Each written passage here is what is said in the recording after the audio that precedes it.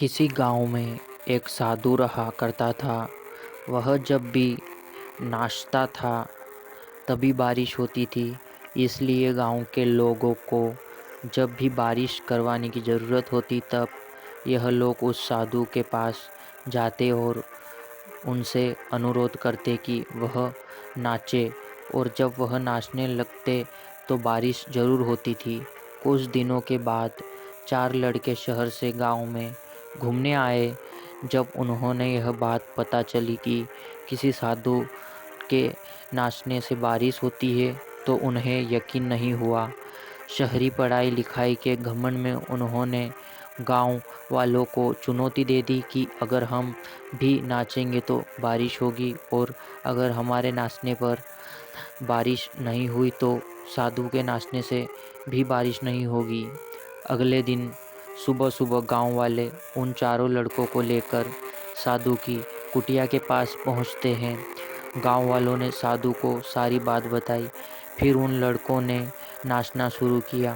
पहले लड़के ने नाचना शुरू किया। आधा घंटा बीत गया।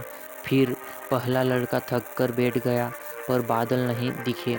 कुछ देर बाद दूसरे लड़के ने नाचना शुरू किया और 1 घंटे बीतते बीतते वह भी थक कर बैठ गया। बाकी दोनों लड़कों ने भी ऐसा किया, पर बारिश नहीं हुई। अब साधु की बारी थी। उसने नाचना शुरू किया। 1 घंटा बीत गया, पर बारिश नहीं हुई।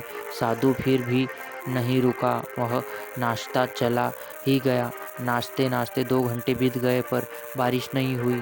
4 घंटे बीत गए, पर बारिश नहीं हुई, लेकिन साधु तो रुकने का नाम ही नहीं ले रहा था।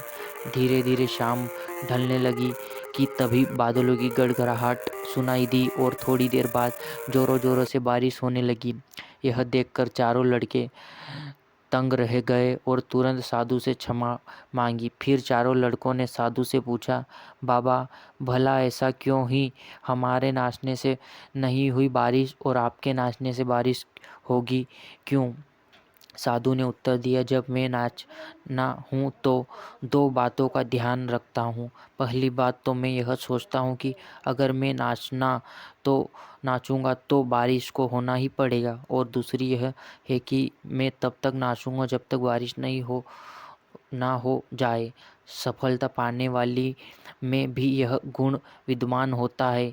वे इस काम को भी करते हैं, उसमें उन्हें सफल होने का पूरा भरोसा होता है, और वह तब तक उस काम को करते हैं जब तक कि उसमें सफल ना हो जाए। इसलिए अगर हमें सफलता